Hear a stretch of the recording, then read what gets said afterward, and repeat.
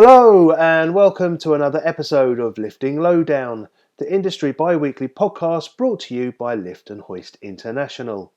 My name is Guy Harris and I am the publisher of LHI, the magazine servicing the global industrial lifting sector.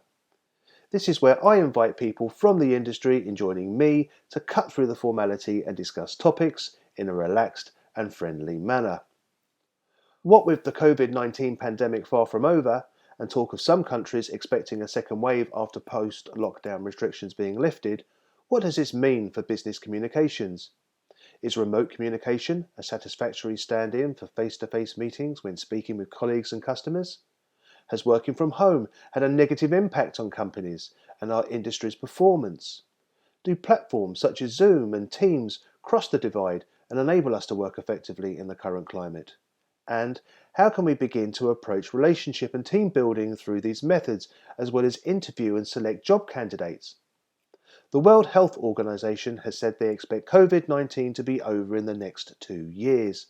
Can we continue to work and function as we have for the last 6 months? Or will this become the new way of doing things even after the pandemic has passed? To discuss this, I am joined again by my regular cohort Richard Howes of Bridger Howes, a PR consultancy firm working in the lifting and materials handling sectors. For regular listeners, he should need no further introduction.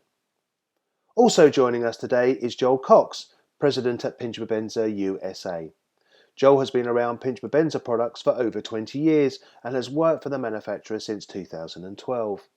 He has spent 27 years in the crane and hoist industry and has been extensively involved in OSHA inspections in addition to design, build, fabrication, installation, modification and load testing of lifting equipment. 20 of those years have been spent focused on lifting equipment in container ports. Joel was educated at East Gaston, Central Piedmont Community College, Clemson University, Marshall School of Business and the University of Miami. He holds a plethora of qualifications from international communications, sales and marketing, occupational safety and health administration, to certified electrician and master level technician. He has dedicated a decade of his career to the high-level modernization of some of the largest, heaviest duty overhead cranes in North America. A troubleshooting specialist, Joel is also an expert in custom control panel building.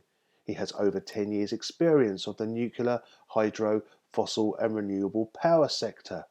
Joel is a member of the Association for Iron and Steel Technology TR11 Committee and Crane Technology Committee, as well as the Port Equipment Manufacturers Association. So, I would like to welcome back Rich Howes, who has recently returned from a short break, and a very warm welcome to Lifting Lowdown, Joel. Thank you for agreeing to join us today. Thank you very much. Glad to be here.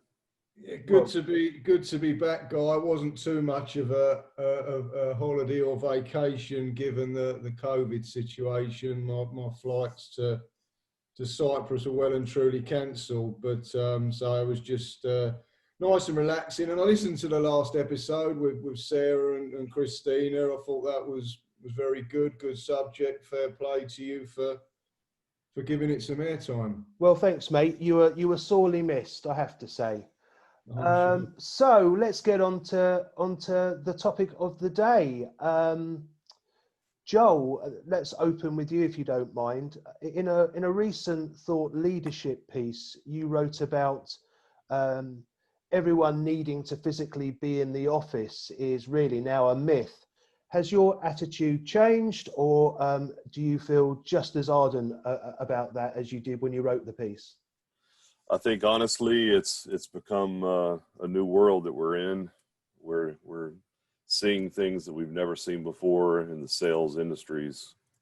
Definitely, whether you're essential or non-essential, based on those categories, we've seen a huge increase in inquiries for online training, just online perception of how we evaluate products, and even the way we market things. So I think even stronger than the piece was in the past. It's more now than ever that the online meetings the younger generation technology, everyone's having to somewhat adapt and overcome. And it's been good to be on the front side of that and already be prepared for it. And even since the beginning in March, when things started to shut down, we've seen a huge learning curve for the whole company. So it's good to see some change, but sometimes it's also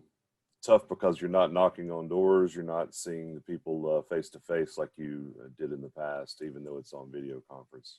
Sure. I mean, how important is that face to face, that interaction with customers? I mean, are your customers as well as your colleagues embracing video conferencing? I mean, and how does that affect, for example, field surfacing technicians and their day-to-day regime?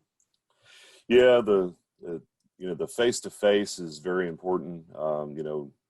From where we stand, we typically have done about maybe 12 trade shows a year.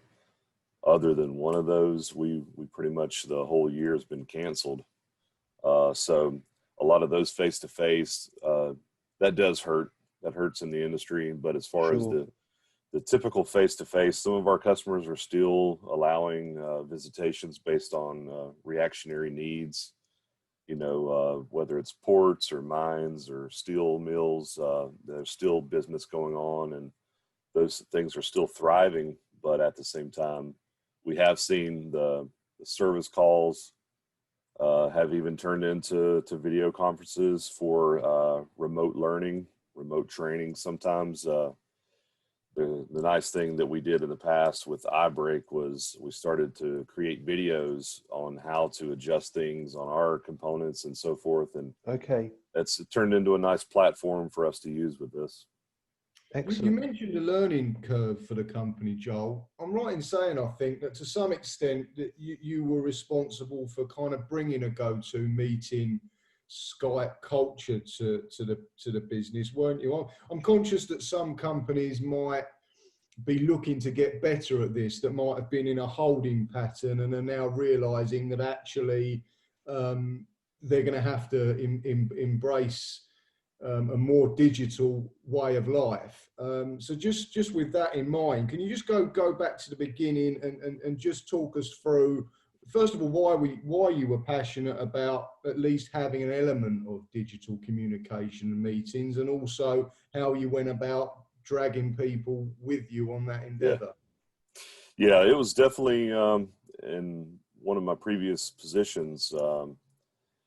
Is at the beginning of the digital age, really, of being able to have the go-to meetings, and I saw how well the sales meetings started from that, and kudos to the staff that did that in the past. But I carried that over here when I came here in 2012, and we started doing that already back then.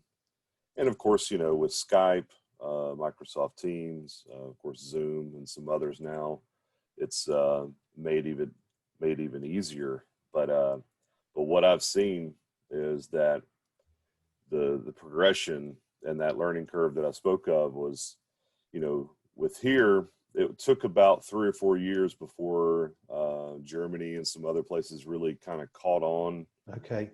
How nice that was to be able to be remote, being that we have subsidiaries in China, Malaysia, Benelux, Germany, and here, and tethering and connecting everyone together was very nice, and this has actually made communication within the company even easier. Okay, thanks for that, Joel. I think you wrote actually in LHI that in 2019 you had 46 go-to meetings. How many are you on at the moment in 2020? It gives me a report of the amount of time and the amount of meetings, and I've doubled that already. Wow. Okay. Yeah. Have you got noticed, Joel, and to some extent you guys as well, that people are kind of getting better and more adept at this kind of communication? Like back in March, there were certain people who hadn't done their hair and were struggling to get the video to work. And guilty. Guilty is charged. one of the things I've noticed that's been quite funny is people's backdrops and the scene behind them, how it's kind of evolving. Have you guys Right. noticed that? Yeah, it's quite funny. The first teams meeting we did with Germany, I did the sunshine and the kind of the California coast in the background, and got some good chuckles out of that. But yeah, it's definitely some of the versions allow you to kind of hide the background or put a fake backdrop. So it's definitely been a learning curve on a personal level. I know we've had some, and I said, hey guys, no hats, like try to keep it professional. And, I've even joked internally about, hey, everybody stand up. Let's make sure everybody has their pants on and keep it light and fun. I was watching Sky News the other day, and there was a guy being interviewed on there, and he strategically had placed behind him like his graduation certificate, just to remind us that he got a degree and was equipped to be Right. talking about the subject. For me, it didn't work. It looked terribly staged, but it's funny. You've got some titles behind you, Guy. I wish I could read what some of them are. Is any of them? Yeah. Well, what I was going to say, I'm a bit of a technophobe, so I don't put those kind of animated backgrounds behind me, and I kind of find it's quite a nice insight if people reveal that into what their houses look like. So there's a bit of peeping Tom sort of voyeurism about that, I guess. But yeah, I've got a few games and stuff. Newly moved into a house, so hopefully you're getting a bit of insight into my day-to-day life here. So guys, do we think that video conferencing as a way of ongoing communication with our clients, and especially internally inside an organization, is it here to stay now? I mean, it was kind of almost thrust upon us out of a need, a necessity.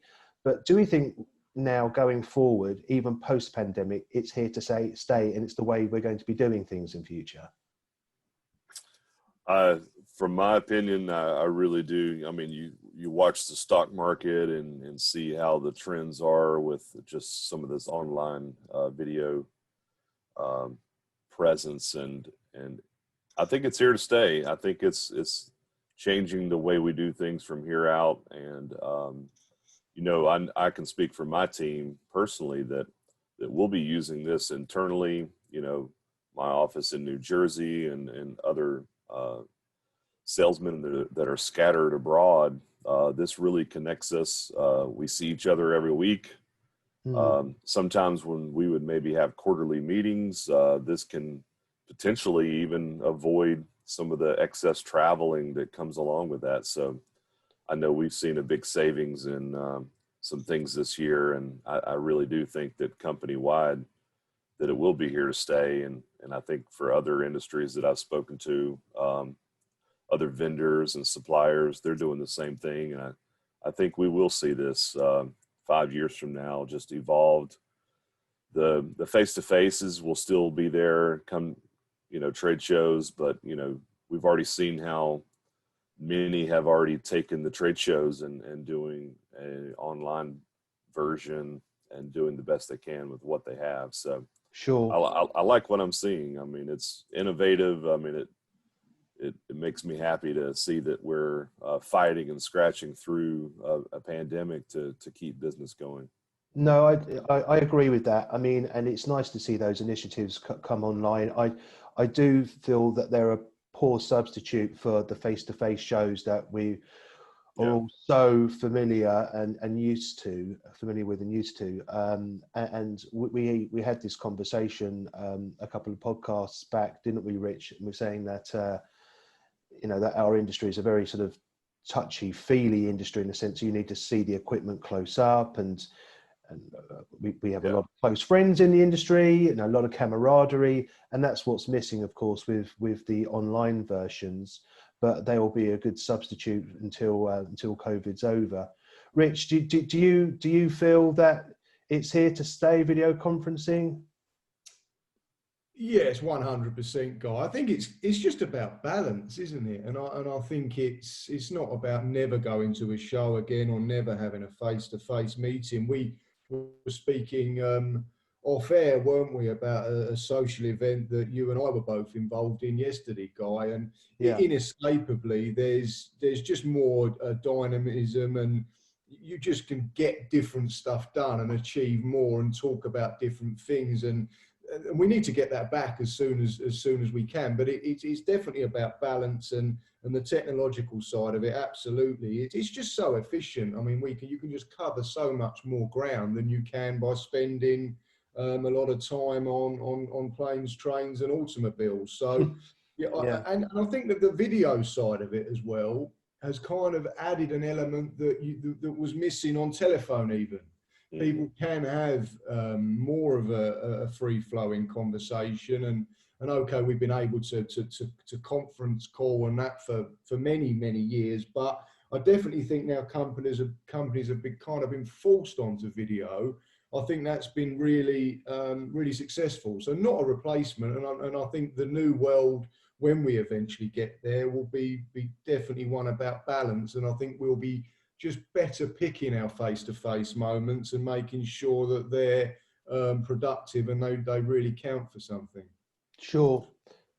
Yeah, I think to go along with what Rich said is that I think there for maybe 2 or 3 years we had a real sad thing in the industry where everyone was emailing, and you lost even the sense of communication from the phone conversation. So I think this with the video has made people face to face in a different way, but at least the communication's there, and the ability to see reactions and the countenance in someone's face based off the reactions of I mean, I did even schooling for negotiations, and you can't really see that on an email or on a phone call sometimes. So I, I do like this aspect of it, and I do think it'll be here to stay.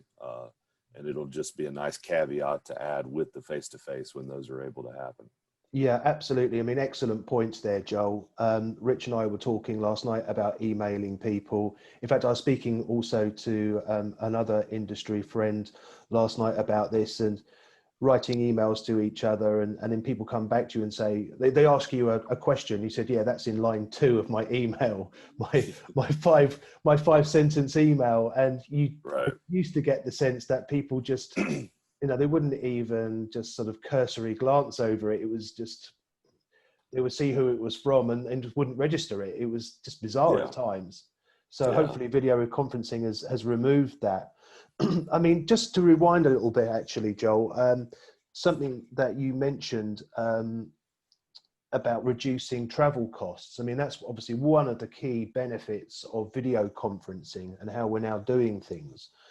But also time saving and, of course, carbon reduction, your company's carbon footprint. I mean, and as so many companies now are sort of chasing carbon neutrality, that is a massive plus, right? I mean, is that something that Pinch Bebenza recognize and they're gunning for?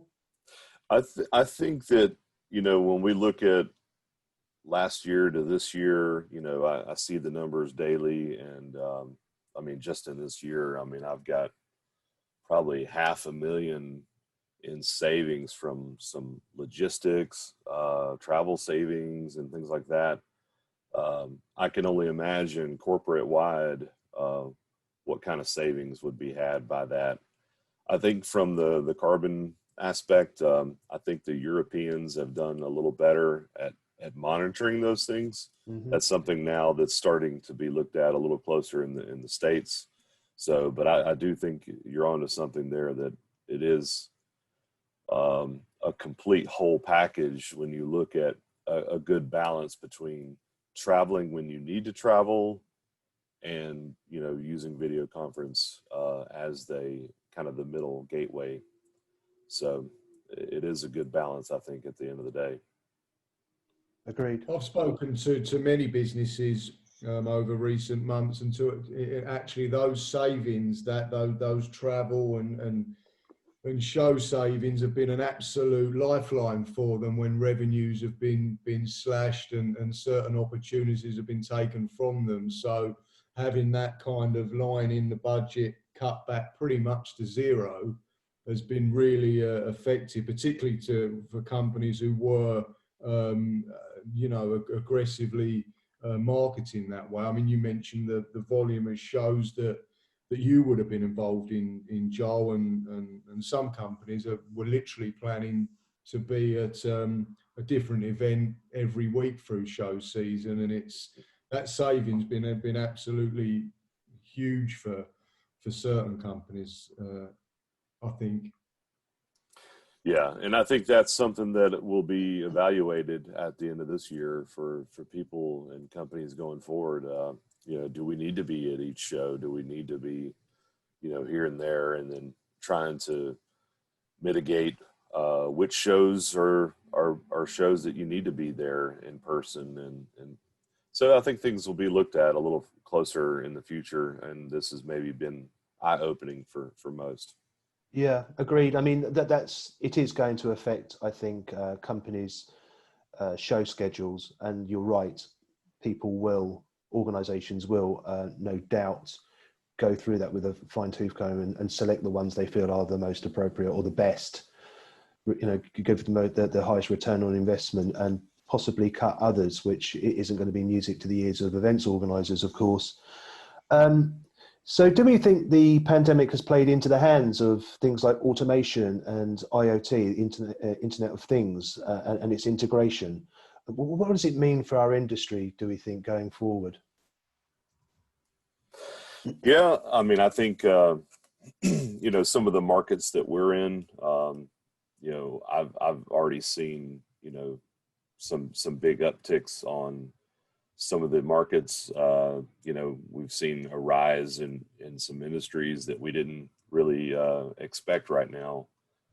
Naturally, with the technology and so forth, it's also for us created a way and an avenue to look at, okay, well, if this is going to be the trend going forward, our eye break or monitoring systems that can be done remotely, so maybe now there's not as many technicians.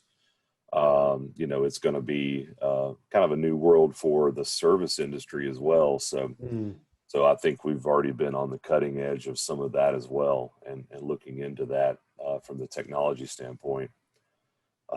If that goes along with your question, best. So, Rich, No, it does. Yeah.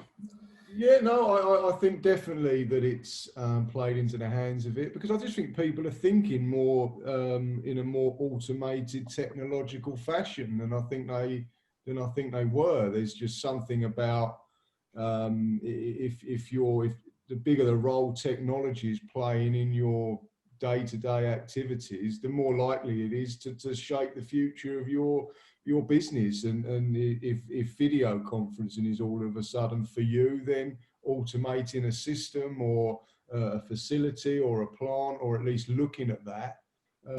It's 100%. With the automation aspect for me, I mean, in the overhead crane industry, we saw a rise in that in the container handling industry. There's a big push for that right now, and more and more every day I'm hearing about this being invested in and looking into this further. So I know that we're working very closely to be on the cutting edge of the ones doing that, and from an automation standpoint that might be we've been doing it in the mining industry for a long time on remote locations where it's an unmanned facility. I did it back in years ago with the hydro industries, with cranes and floodgates and stuff like that. So more and more, I think in the overhead crane industry and the port industry, we'll see a big rise in that. Are you doing that as well with the wind industry at the moment, Joel? Yeah, we're on the front end of that. We've already the monitoring systems we've had available for those for a while now, and not everybody partakes in it, but it is available. But yeah, that's something in the wind industry that of course with these wind farms with 2,000 units, you know, it's the monitoring aspect of that is what keeps them going. And it's really nice that, you know, these larger firms have the capabilities of doing that. And of course, you know, who they use as their suppliers need to be on the front edge of that technology as well. Well, absolutely. I mean, those are all essential industries, and you're an essential business, and you know you have to meet the requirements of your clients, of course. Let's change direction slightly, because I know Richard has a few questions around recruitment, as do I.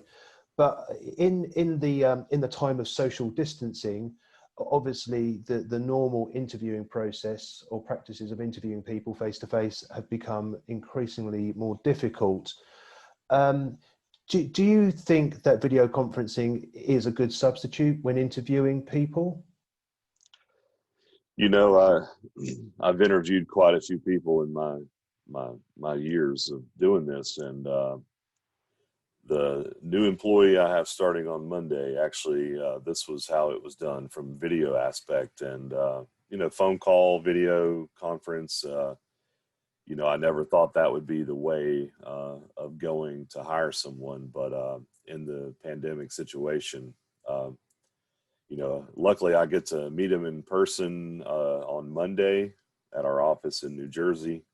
But it's one of those things where this is a whole new world. It's a whole new way of thinking, and to be fortunate enough to be able to speak and see the person, and of course, you know, it's more than just a resume. It's you know, going in depth conversations with a person to find out, you know, what their traits are and things like that. I mean, it's hard when it's not face to face and you don't get that one on one, but this is the next best thing.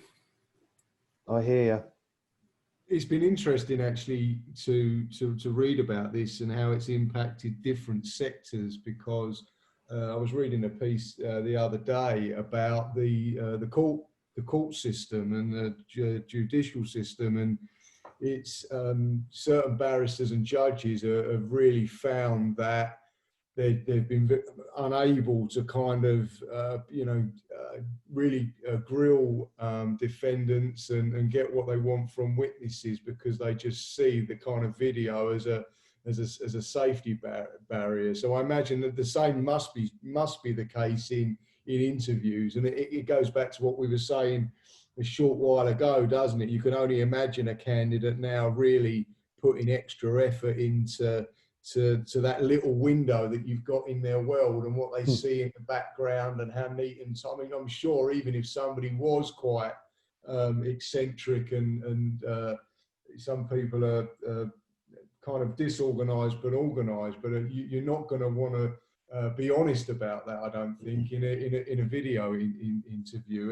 And I think that companies have just got to get their head around this now, because I spoke a short time ago about the kind of holding pattern that we've been in. I think now we realise that this is going to go on for some time. Any business that's fortunate enough to have a need to recruit, or unfortunate enough to have had to restructure and change the way they're doing things, they're going to have to go some extent of the way by video and digitally. So I think they've got to get good at it quickly, haven't they?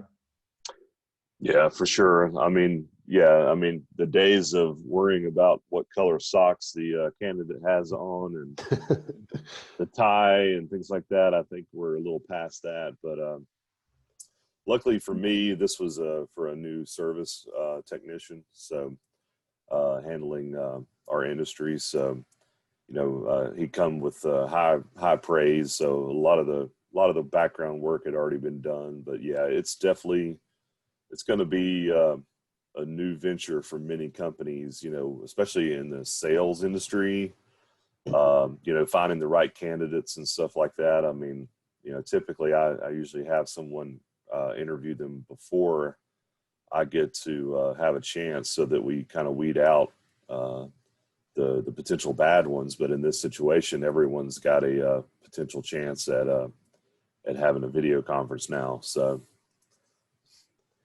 In another piece you wrote for Guys Magazine, Joel, you spoke about the importance of brand when recruiting. So to look at it from the employer's side, how and in the case that you just mentioned with your recent recruit, how did you get? I don't know how well he or she knew the company, but how did you get across the Pinch Babenza brand and the messages that you wouldn't have been able to without a site visit or presenting anything physical to them?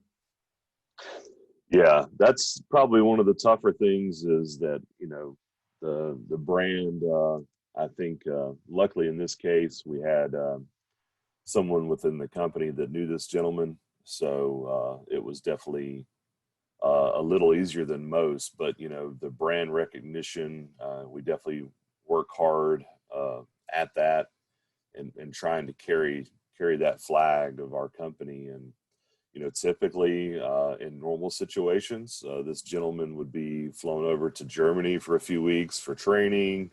We have to do that here in the States now. I mean, it totally changes the way we go about doing things. And even at my office in New Jersey, I mean, with it being part of New York, New Jersey area that had probably the highest hit rate early on. Yeah, with that's the worth COVID. acknowledging, of course, Joel.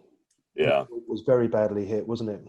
Yeah. So it's definitely, still doing temperature checks and trying to do as much of a minimized contact with our employees there. I mean, luckily we have been open and stayed open the entire time, never had to actually shut down, but we had to alternate staff and do things like that. So we've had to be very creative. And with this new gentleman coming aboard Monday, luckily, he was able to find out about what we do.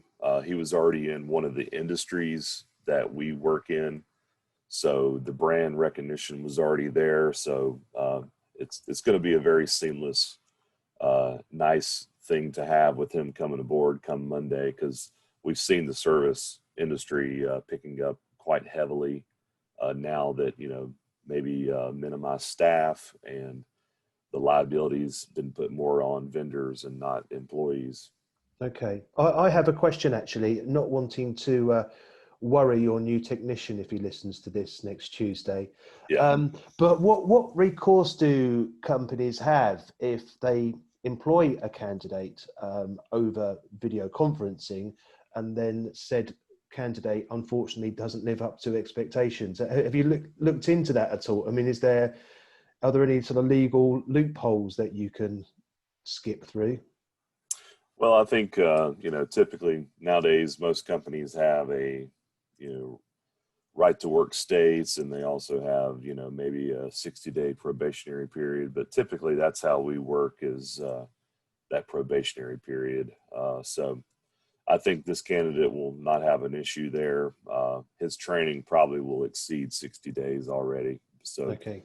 the vested interest we have in him is huge, and the potential is huge. So I think this is going to be a good winner for us. But I can see from your question, especially in the sales industry, if somebody doesn't work out, the video conference sometimes cannot be enough to really get the quirks and the details from someone and how they interact with people in person. Shy, timidness, and things like that. They might be a little more comfortable on video versus in person. Yeah, absolutely. And that's a very valid point. You something else that you've commentated on Joel is not only the importance of the recruitment campaign, but also those early weeks and months that someone's in employment. And I imagine now it's going to be incredibly important to manage those weeks and months when people could, I suppose, if poorly managed, feel very detached and isolated, couldn't they? Particularly if they're working remotely. What kind of things are you going to put in place to make sure that people have access to the team and resources and feel part of a new culture? Yeah, that's really a good question. And, we spent a good part of yesterday working on an itinerary for this new individual to come aboard and milestones for him to hit, so that there's accountability within the team, even though a digital age, and, some of his training might even come from Germany or Malaysia or Singapore via video conference. So we have to be adaptable and able to do that. So typically, we do some in-house training. We normally would send somebody to Germany to the factory for a few weeks, and then maybe even put them in some hot spots, not as far as COVID hotspots, but as hotspot industries, so that they have a chance to work in some extreme conditions and get a sense of what they might be exposed to. So this gentleman, I think, is lucky enough. He'd come from oil and gas industry and been in some rough conditions, and this will be no problem for him in the industries that we'll put him in front of. And of course, the good thing about this is that any video or training or courses that companies are putting new recruits through, they can revisit it, can't they? They can record it and go back. And I think that's, again, definitely a positive that we can take from it. That they've kind of got a permanent resource there from a training session. Yeah. When we do trainings internally, we've been recording them, and it's been very helpful for people to go back and revisit some of our new technology. That maybe they forgot the parameters of something, they can go back and revisit the video. So that's been a real plus for us. Well, look, I can't thank you enough for joining us, Joel. Sadly, that is all we have time for. As I find myself saying all the time these days, I feel this could just go on and on and on. And maybe we could get you back on Lifting Lowdown for a future episode if you'd be willing to do that. Sure, anytime. Here to help. Fantastic. Well, look, thank you very much for everything you do for LHI. And I know that our readers are really appreciative of your insider columns and the thought leadership pieces that you write for us. So just on a final note, thank you very much for joining us, Joel, and be safe. All right. Thank you, Guy. Thank you, Rich. Have a great day. Yeah, thank you, Joel. It's been a pleasure, guys. Absolute pleasure. Good luck. Thanks, Rich. Really appreciate it. Bye, guys. Once again, a huge word of thanks to Joel and Rich for jumping on the podcast and giving up their time, as well as sharing their thoughts and experiences. Back in May, Joel shared with me some information in an email on the then current declining fortunes of airlines and aviation companies. Their share prices were plummeting, while those of video conferencing firms were skyrocketing in comparison. As of May, Zoom's market capitalization alone incredibly outstripped the 5 largest airlines' 2019 revenues. This says everything about the instant impact COVID has had on our established travel and communication behaviours, and clearly indicates that shift towards the brave new world Joel alluded to. I agree that video conferencing has rapidly proved its worth and will fulfil a continued growing need beyond the pandemic. The fact that our sector caught on quickly and is using video conferencing for e-learning, selling and consultation and so much more proves our industry's resilience. As ever, feel free to leave comments or present any questions for me and our guests. Your feedback and suggestions for future editions will enable us to make this podcast even more relevant and interesting. You can keep up to date with the latest industry news by visiting LHI's website, liftandhoist.com. Thanks for listening, and look out for the next episode in a couple of weeks. Until then, stay safe.